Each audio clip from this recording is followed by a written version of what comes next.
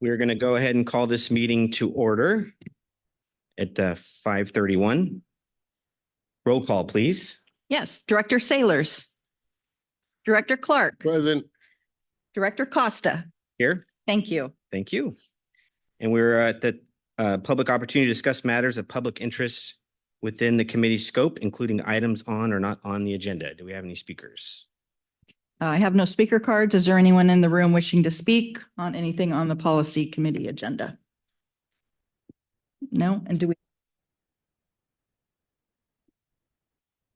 No speakers. Thank you. All right. Guess we'll keep going then. All right. And we're at the consent agenda. So we have the minutes. All right. We have a I'll first second. and a second. Roll call, please. Director Sailors. Aye. Director Clark. Director Costa. Aye. Thank you. Minutes are adopted. Thank you. That brings us to our presentation item, Administrative Policy 02.022.01, 56-hour alternative assignment position policy. And we have our Chief Human Resource Officer, Melissa Maddox. Hello. Can you hear me? Okay, Yes, good. we can hear you. Last time I was really loud, so. Good evening, directors, Chief House. I'm Melissa Maddox, the Chief Human Resource Officer for the district. Tonight, we have a new policy. Usually I'm bringing you revised policies, but this one is brand new. The procedure itself isn't brand new. It was started as a pilot program back in 2022. And since then we've been administering it, and just recently management and labor got together and decided to make it a permanent policy. So we began writing it, and some things changed. I think that was the part of the pilot program, was to try it out, see what was working, what wasn't working, what was more difficult, how we can make it better, that kind of thing. So I think we all finally came to this policy, and we're pretty happy with it. So just to start out, the 56-hour policy is more of an extension of the light duty and modified duty policies. So it's intended for people either on light duty or modified duty, but instead of working the Monday through Friday, or 410s in a day capacity where they would normally be assigned to one of the divisions in admin or over at training or that kind of thing. This is now, they can keep their same shift. So the benefit in that is it doesn't necessarily, it gives them an opportunity to still be working and engaged while they're, dealing with an injury, but also it doesn't have to uproot or rearrange, their home life or their schedule. People build around their schedule when it's set for an entire year. So that can be kind of difficult on people, and you don't want to make it harder on someone when they're trying to get better and get back to work. So the policy basically is applicable to firefighters, engineers, and captains. There's 6 total, so 2 per shift. And it's limited to 12 months in duration.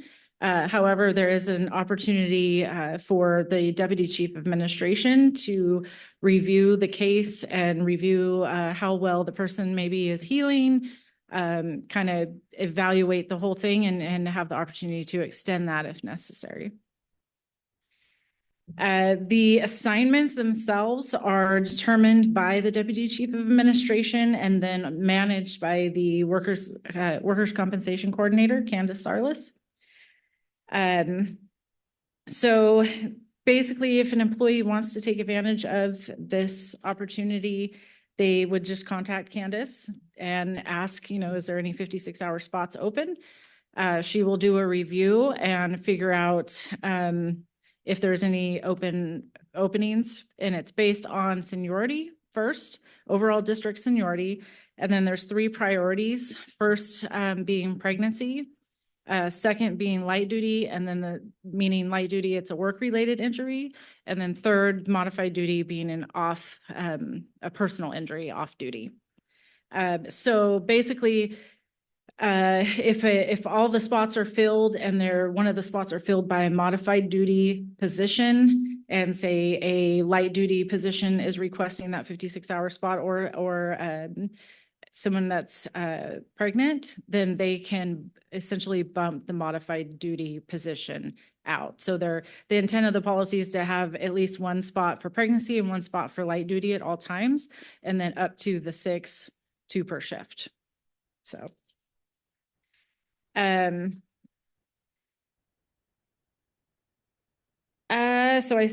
2 per shift. And then, so once the person priority has been established, then we move on to the assignment priority. So basically the first most important spot, like most important priority as far as assignments would be to go to EMS 24 if they're a paramedic. The second priority is they would go to the battalion in which where a need exists. And then third priority would be just their battalion that they're already in. And that is determined basically by the shift commander of where the needs may be. And then they're just assigned to that location based on the information that Candace can gather. So. And then, of course, there's always the caveat that there's other duties as assigned. If there's a district need and the fire chief would like them to go outside of that priority, then he has the ability to do that. So with that, are there any questions? I'd be happy to answer. Yes, Director. So when you say that they'll go to the EMS 24 position, they'll like be a driver for that? But isn't that a battalion chief's position or? I may need help. That's a captain's position. Okay. And yes, they would be a driver and assist in a whole bunch of other functions to support our EMS daily activities, as much as you remember with EMS 22, being a solo provider, they're an assistance there. We found a great success of also having them based on feedback from the employees and the battalion chiefs to have them be a driver for our battalion chiefs also. That is Yes. a safety issue. So Oh, yes, yeah. to your answer. Okay, great. That's a great thing. Okay, thank you. Yeah, I should have mentioned that they do need to provide when they're asking for, just like any light duty or modified duty policy or policy, they need to provide us their, a clear work note that lists out their work restrictions, Yes. and they would be placed in a position based on those work restrictions. I apologize. I should have mentioned that. Okay, thank you. Any other questions? All right, so just I want to make sure I'm clear. So we've got 6 positions, 2 per shift.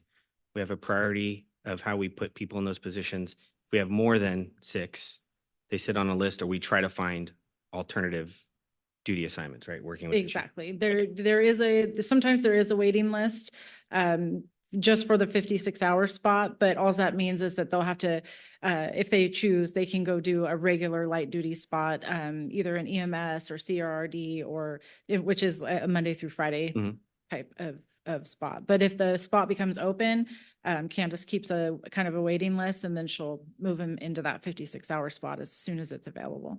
Okay, perfect. Yeah. And then to follow up on that, since it was a pilot, did we identify any gaps? And if we did, what were they and what were the solutions? I think so far it's just, I guess from my lens, it's just the administration of it. Okay. It does take a lot to administer it as far as the movements, especially if people are bumping people out and then Right. coming back in. And that, to me, that's probably been the most difficult part. But overall, I think it's been very successful. And I think mostly it had came around years ago, requested for pregnant firefighters. Because pregnancy isn't technically a disability until 6 weeks before, 8 weeks after, or whatever the doctor determines. So, if you're a pregnant firefighter, as soon as you find out, you're going to want to be on light duty. And that's Right. kind of a long time to be on light duty, and uproot your schedule if you have family and other kids. So now they can actually stay on shift, and Great. be productive that way. So. Perfect. Thank you. And to your point, Director Costa, Yes. probably the biggest gap we saw was where we place them, Okay.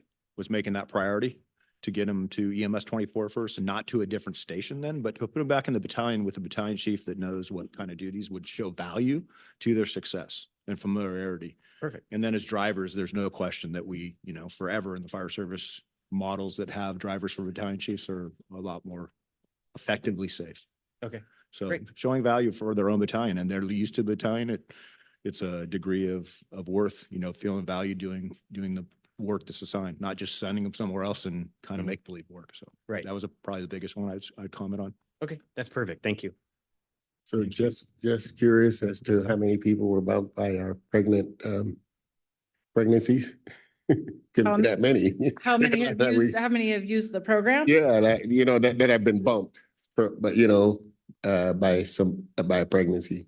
I don't think it's happened yet. That's what I'm thinking. Yeah, no, Not not like yet. we got about 200 females getting pregnant during the.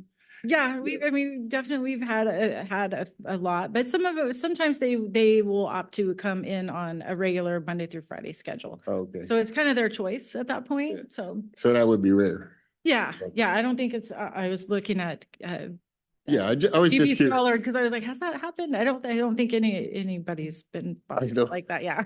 Okay, since you mentioned that. Yeah. Thank you. Thank you. All right, any other questions? All right, well, thank you for this policy. I think this is exactly what we need, right? We need to invest in the men and women in this organization and find ways to continue to support them. So thank you for doing a pilot and then bringing forward the policy. Thank you very much. Mhm. And then Marnie, this is informational only, correct? Yes. Okay. All right. Well, then that brings us to the end of the agenda. Our next meeting is scheduled for September 12th. All right, thank you. Meeting adjourned. Good job. Yeah.